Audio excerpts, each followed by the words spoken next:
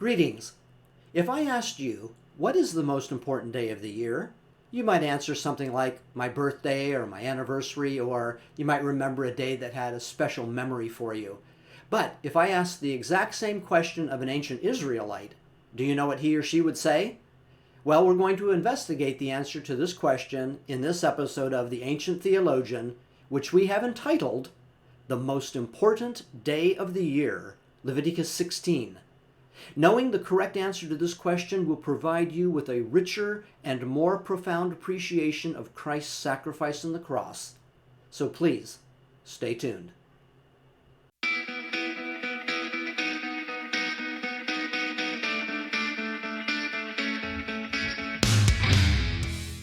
Leviticus 16 is a very important chapter in the Bible because it not only explains how the tabernacle, which was the portable temple where Israel's God sat enthroned, as well as how those who defiled the tabernacle because of their sins and impurities could experience cleansing and atonement. Leviticus 16 paints a vivid picture of how human sin and impurity defile not only God's people, but also God's own sanctuary, God's holy space, if you will. Now, I know that many of us don't often think of this last part, that God's holy ground can be polluted by sin. It's true. And if this cleansing and atonement didn't take place, there was the very real possibility that God himself would be forced to lash out against his people in judgment.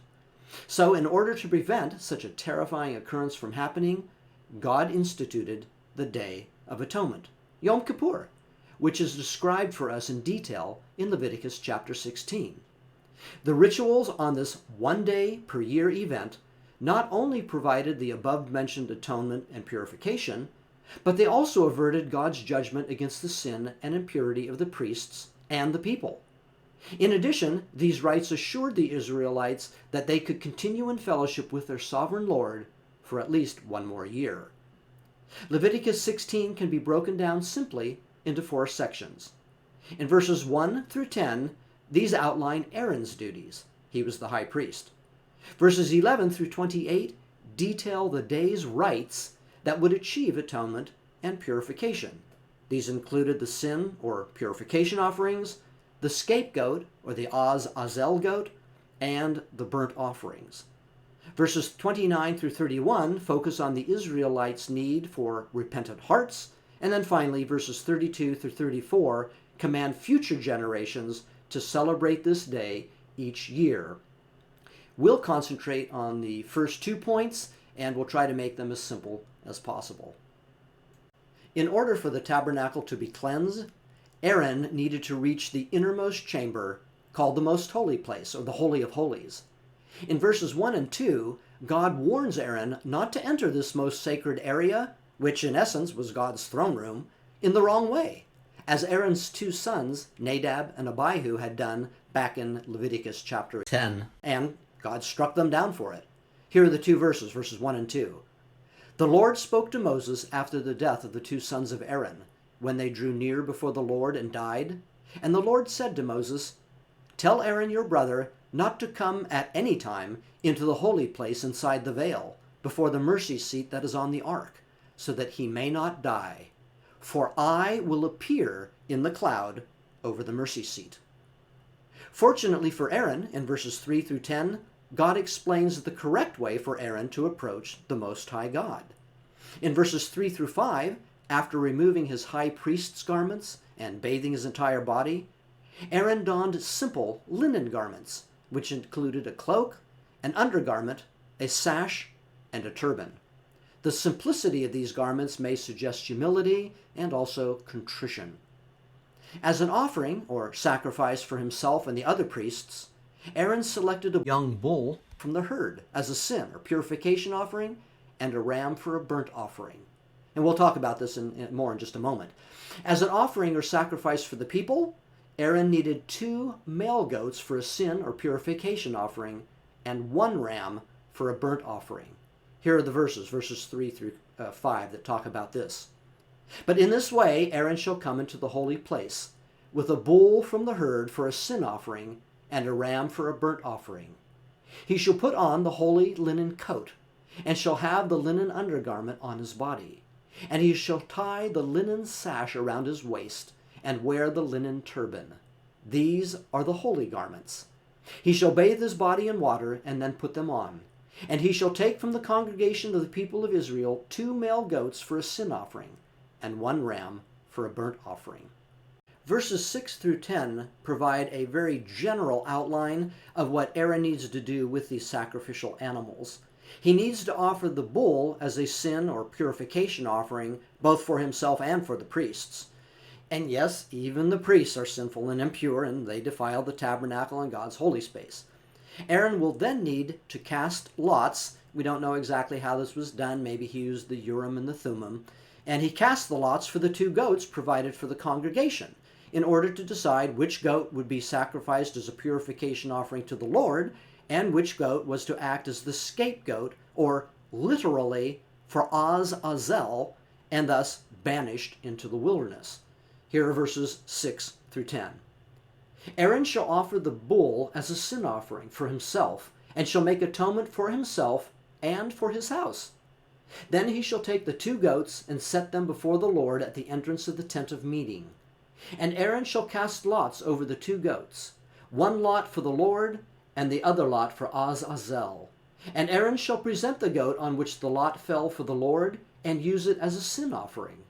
But the goat on which the lot fell for Azazel shall be presented alive before the Lord, to make atonement over it, that it may be sent away into the wilderness to Azazel. Just a quick note here on this term Azazel. The ESV, which is the version we're quoting from here, simply transliterates the word. Your version may say something like scapegoat. The meaning of this term is not certain, but there's 3 main views. First one sees it as actually being the name of a demon or a deity in parallel with God's name. So 1 goat would be dedicated to the Lord, and the other goat to this demon Azazel. And scholars get this from the next chapter, Leviticus 17, verse 7, because God complains there that the people were sacrificing to goat demons. So this is a possibility. But notice, however, that this, what we're talking about in chapter 16, is not a sacrifice that's being made to a demon. The goat isn't slaughtered. It's more like showing contempt to the demon by sending out a goat to it that's loaded with sin and impurity and all the defilement of the children of Israel. Second, the term could be referring to a rough or a rocky place, and so it pointing more to the place to which the goat will be sent. And then third, the last possible meaning here is it might be a compound word, meaning the goat that goes away or disappears. And so it points to the fact that the goat goes away from the camp bearing the Israelites' sins. And this is where the term scapegoat comes from in the first place. So it's impossible to say for sure which meaning is correct, but whichever way you go, the function of the goat is obvious. The goat makes atonement for the sins of the people by carrying and burying the sins of the people away from God. Verses 11 through 28 give us fuller details about the rituals themselves. Since the tabernacle itself had been defiled by the sins and impurity of the priests who entered it, and by the children of Israel who lived in proximity to it, cleansing had to begin at its heart, in the most holy place, the Holy of Holies, and then work itself out through the tent, past the holy place, into the courtyard, and all the way out to the altar of burnt offering.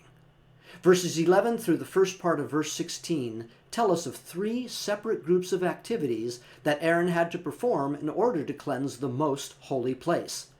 First, he slaughtered the bull calf and collected its blood into a vessel. This blood would be used to make atonement for Aaron and the other priests with regard to defiling the sanctuary. Second, Aaron passed through the curtain that separated the holy place from the most holy place and burnt incense before the Ark of the Covenant. The cloud of incense smoke that rose up before the ark protected Aaron from death. Perhaps it acted like a shield of some sort between him and the glory of God that appeared between the 2 cherubim that sat atop the ark. Third, Aaron retrieved the blood of the bull he had recently sacrificed, and he sprinkled it 2 times, once on the east side of the cover of the ark, and then a second time for 7 times in front of the ark. Aaron then repeated the same procedure for the goat that was chosen to represent the sins and impurities of the children of Israel, and thus sacrificed to the Lord. Here are verses 11 through the first part of 16. Aaron shall present the bull as a sin offering for himself, and shall make atonement for himself and for his house. He shall kill the bull as a sin offering for himself.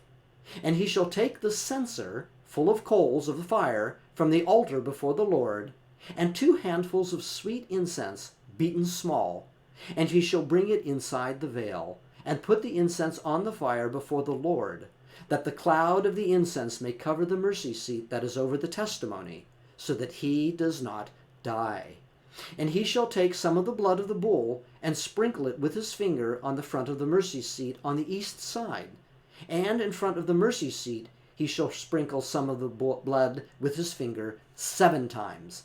Then he shall kill the goat for the sin offering that is for the people, and he will bring its blood inside the veil, and do with its blood as he did with the blood of the bull, sprinkling it over the mercy seat and in front of the mercy seat.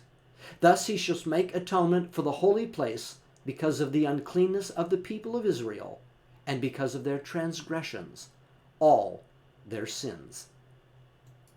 The last part of verse 16 and 17 relate that Aaron is to cleanse the rest of the tabernacle with the same bull's and goat's blood, and that no one else besides him is allowed to be in the tabernacle while he does so. Here are the verses. And so he shall do for the tent of meeting, which dwells with them in the midst of their uncleannesses.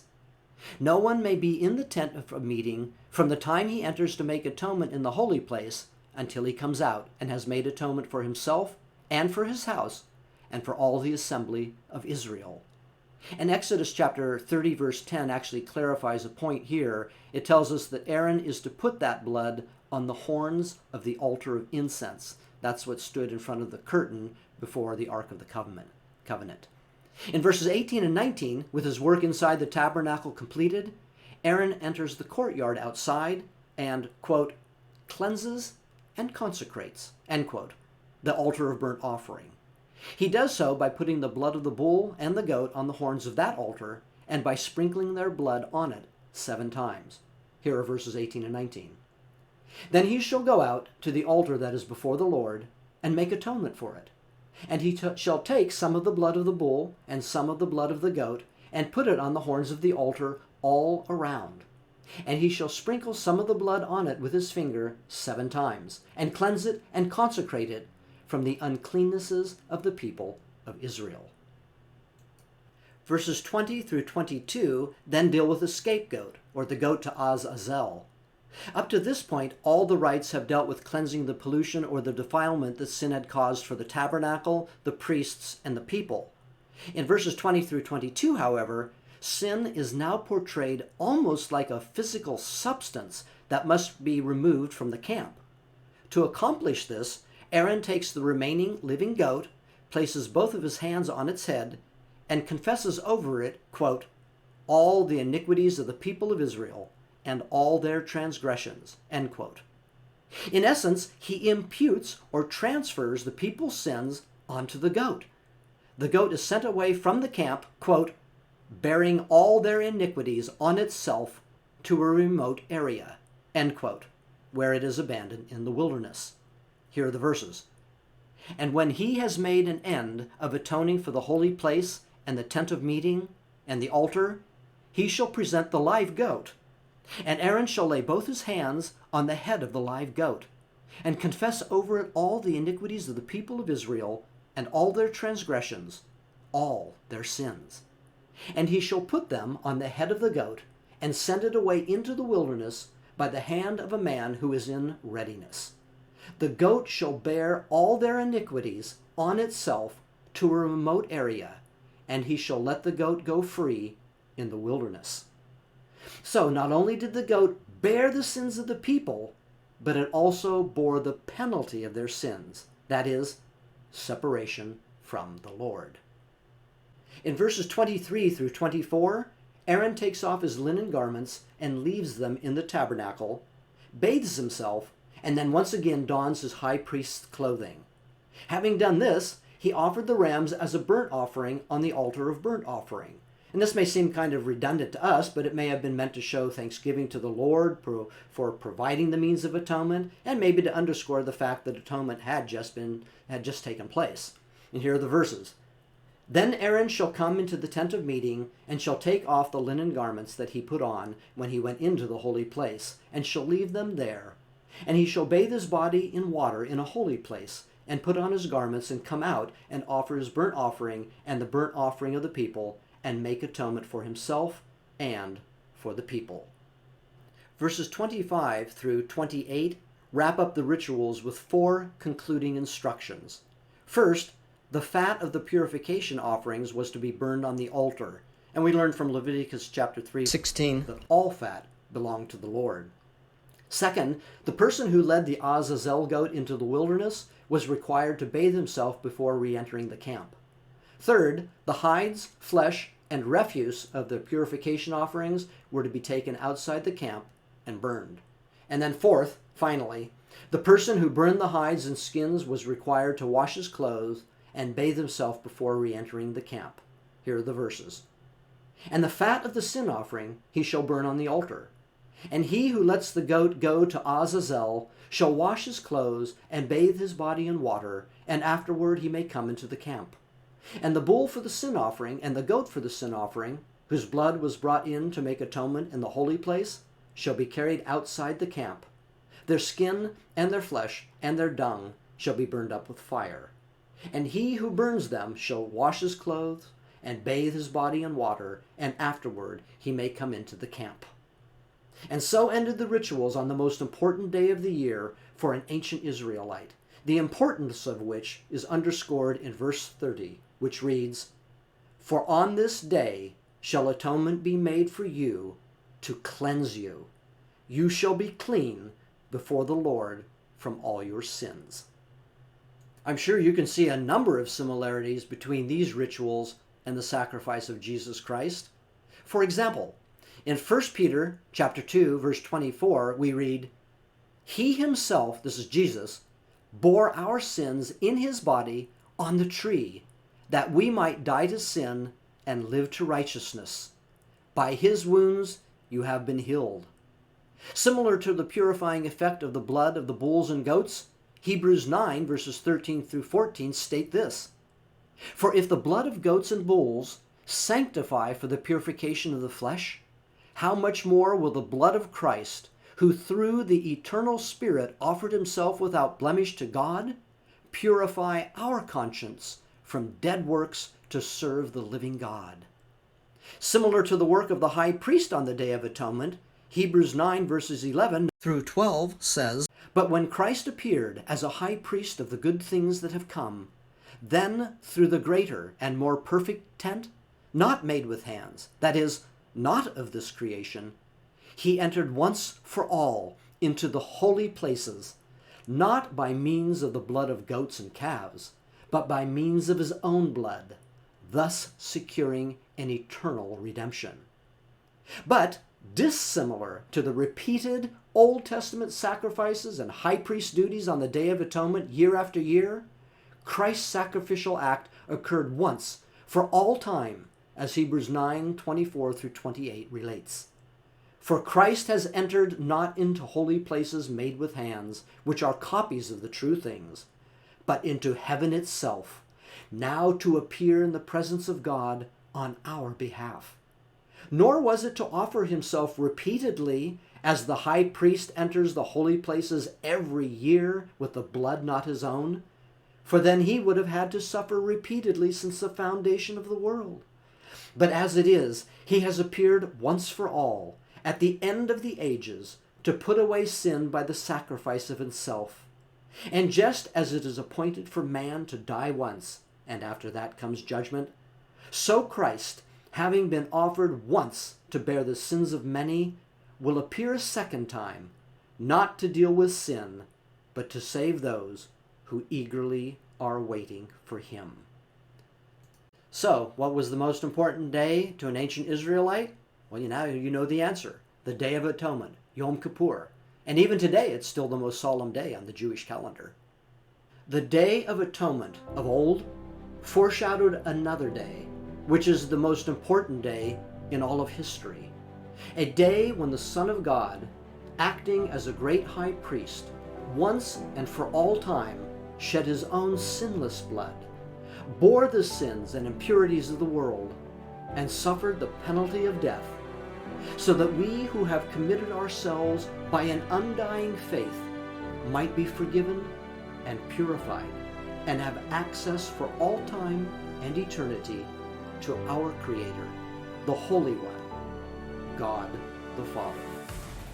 The God-man made this happen. All hail our priest king, Jesus. Amen.